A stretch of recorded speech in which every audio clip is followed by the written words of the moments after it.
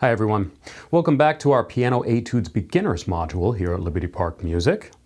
For today's lesson, we're looking at a piece by the 19th century German composer Cornelius Gurlitt, whose pieces are pretty common in teaching literature these days, partially because many of them were written as teaching pieces, but also because, while still high quality, many of his pieces are just a little bit more accessible than those of some of the major composers. There's something about them that's a tad bit easier to get your fingers around, and in consequence, they make pretty good teaching pieces. So the piece today, as with our last lesson in this module, is going to be dealing with a little bit of counterpoint. And we're also going to be looking at some rotating back and forth figures between the hands. So let's give it a listen.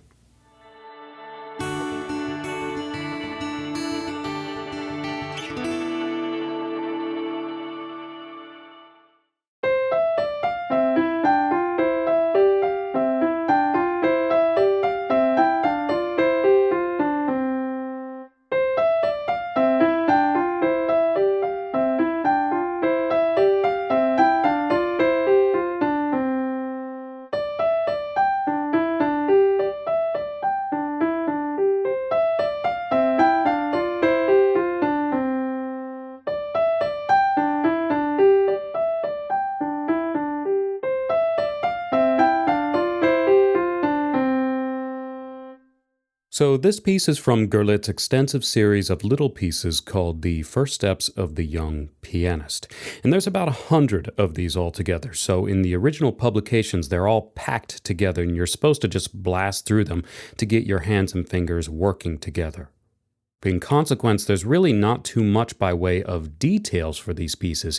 So you'll notice here that there's no tempo marked, and the marked dynamics are in parentheses, which is an indication that they are put in by the publisher, not the composer. Here I've put in a fairly common set of dynamics that has the repeating parts of the phrases doing a kind of loud to soft column response thing.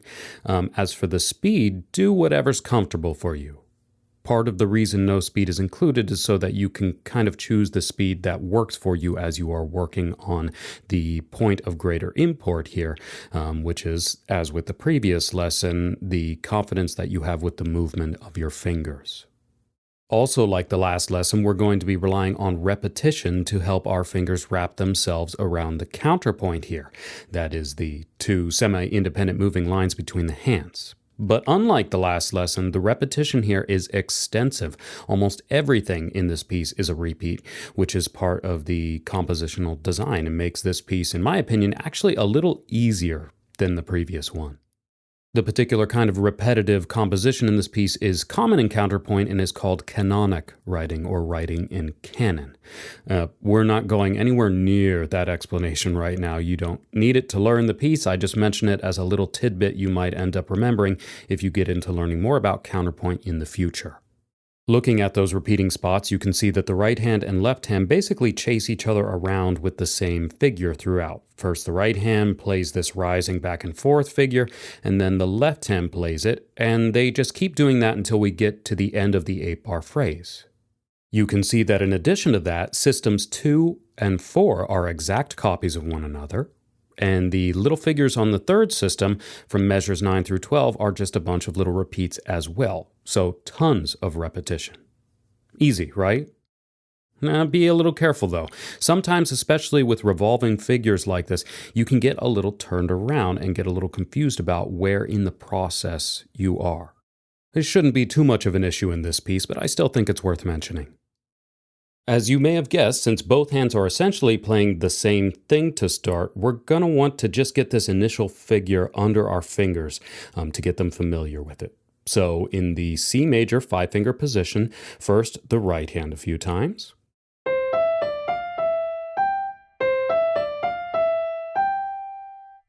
And then the left hand a few times.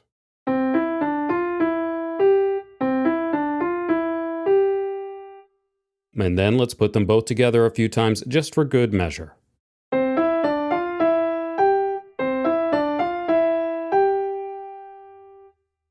Hopefully you notice that we have two treble clefs happening here instead of a treble and bass clef, which means that the bottom note under our 5th finger of our left hand is middle C, so watch out for that. Okay, so now the tricky bit, putting these two identical phrases together but offset. Now, you may remember from the last lesson that I mentioned a practicing technique called 1-2-1, which is where you practice from the first beat of one measure to the first beat of another, and that strategy can really come in handy here.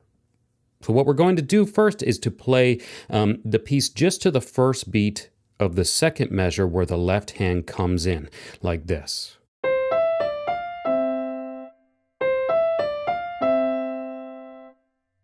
Doing this a few times will get your brain used to starting your left hand at this point, and then the next step is to actually complete the left hand through to the first beat of measure 3.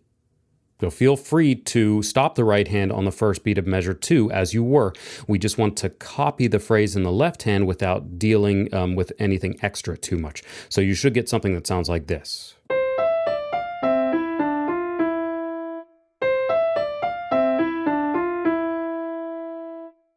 You can hear the two phrases copying each other.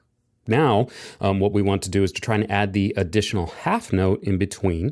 And once again, I recommend only doing a copy with the left hand. Don't start the right hand again where it's supposed to come in. Just copy the phrase and stop like this.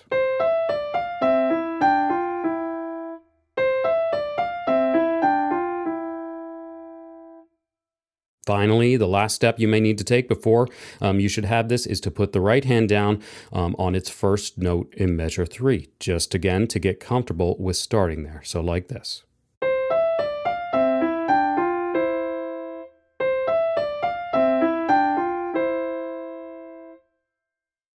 Thanks for watching this lesson from Liberty Park Music.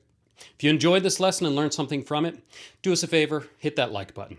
And if you really liked it, share it around. Let your friends and family check it out too. If you want to find more lessons like this or explore other piano-related topics, please come visit us at libertyparkmusic.com. We have full piano courses ranging from beginner to more advanced levels, and everything is online and streaming 24/7 so that you can design your music learning around your schedule and learn in the comfort of your own home from a talented roster of professional teachers and musicians. Come check us out.